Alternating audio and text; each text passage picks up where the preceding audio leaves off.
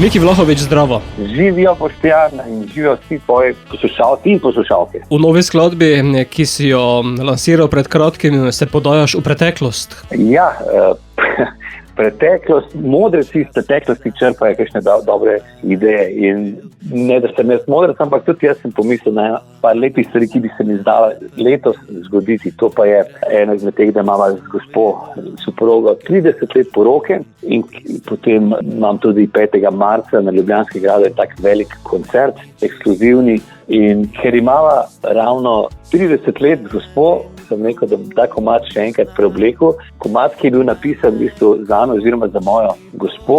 Napisala je besedilo Carmen Stavec pred mnogimi leti, prav za njo. In tako lepa pesem, zdaj prej nismo od tega komada kaj veliko igrali. Zdaj pa se mi je zdel že čas, da to naredim. Posnel sem že jeseni, da izdam to pesem, ki bi jo rad tudi potem angažiral na koncertu. Naslov skladbe je Ali boš še verjela? Res je, ali boš še verjela? Pač vprašanje, ki se poraja zmeraj v življenju, ko si z nekom dolgo časa skupaj, ne? Skladba, kot berem, je stara 30 let. 30 let je stara pesem, je pa tudi bo postala tudi zelena, ker je res lepa in tudi užival sem, ko sem jo snemal v studiu, sem podoživljal tiste trenutke, ko sem jo prvi snel pred 30 leti, bila je še bolj čudno odpeta zdaj, takrat sem bil še zelo, zelo mlad, zdaj sem pa bolj žlahta, ne spravim, no. Tudi video podobo si nadel zimsko obarvano. Ja, v bistvu hotel sem posneti brez snega najprej in zato smo prestavljali, ker je takrat, ker smo se zmenili prav tisti dan zasnežili. Jaz sem imel pa še avto, tak poseben Porsche iz leta 1965. To je ta prvi Porsche, ki se je James Dean po nesreču z njim in kabriolet, tako da je bilo na snemanju zelo, zelo mrzlo, ampak tudi čudovito, ker smo gledali v čudovitem dvorcu. Nisem vedel, da v Sloveniji obstaja dvorec Gutenbrühl pri Šoštanju, ki je tak prav žlahtanje. Ima pa tudi eno čudovito zgodbo, ki ti jo pa tudi povem, če te zanima. Povej. Torej, lastnica tega dvorca je bila nekoč neka gospa Antoinette, ki je bila žena od nekega premožnega Parižana iz Pariza in ta Parižan je bil mecen oziroma sponzor Gustavu Eifflu. To je pa tip, ki je naredil inženir, ki je naredil Eiffel stolp. In zgodba pravi, da sta se potem onadva zaljubila, ne? In konča se pač, da mu ta sponzor pravi, da ne se odloči za ženo ali pa za Eiffel stolp in se odločil za Eiffel stolp. In zato tudi je v črki A Eiffel stolp. In ta gospa je bila lastnica tega dvorca v Sloveniji, ki ne vejo. In Miki, kakšna je zimska vožnja s kabrioletom? Pa ne priporočam. Sploh tako dragim kabrioletom res ne priporočam. Čeprav smo imeli srečo v smislu sonca, bil je res čudovita nedelja je bila, ko smo snemali sončna, ampak čim se je sonce gaslo, da smo šli potem noter v dvorec, ki je bilo pa kar zelo, zelo, zelo hladno. Pa smo imeli neke radiatorje sabo. Omenil si tudi 5. marec letos, Ljubljanski grad. Kaj pripravljaš tam? Na Ljubljanskem gradu bom odigral svoje pesmi, 20 pesmi bom odigral. Imel bom tudi goste. Lahko jih tudi povem, ki je Omar Nabr, Ivan Ilotrič, Tamboraški orkester, Šmartno, Mišo Kontret, Goran Bojčevski, vse na tako čudovito ljubljambo na odru, bo pa tudi čudovita okolisa, tako da bo za oko in uho.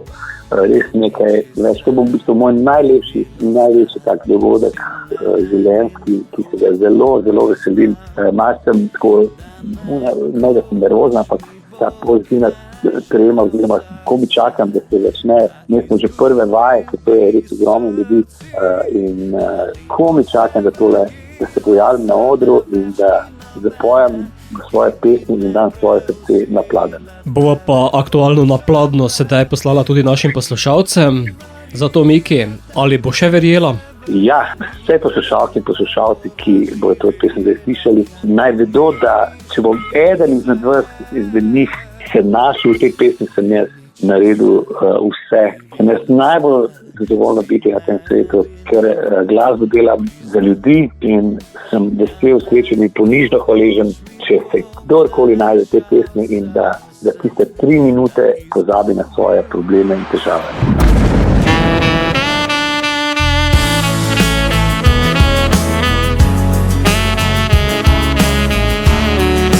Jaz sem Miki Vlahovič in vi poslušate oddajo Radioaktivno. Včasih zase sem le živel, sem taval, po svobodi sem hrapenil. Takrat nisem vedel, kar želim tiste dni. Meni česar ni bilo strah, si ne bi nikoli priznal, da nekoč mi bo kdaj žal za vse, da izgubil bi srce. Ali bo še verjela, zame več ni nobene, ki bi me prevzela, tebe hočem le. Ali boš mi verjela, daj ne smej se, verjemi, skupaj bova živela, ker pomeniš mi vse.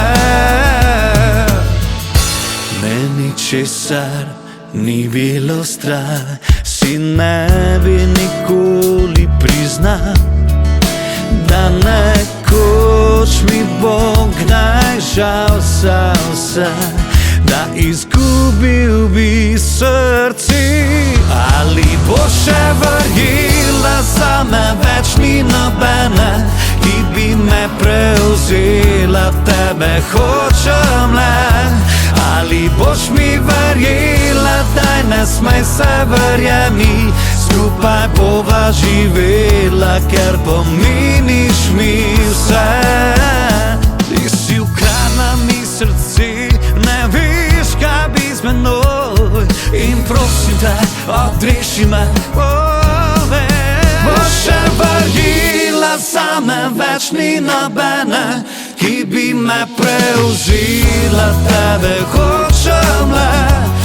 Ali boš mi verjela, daj ne smej se, verjemi, skupaj bova živela, ker pomeniš mi vse.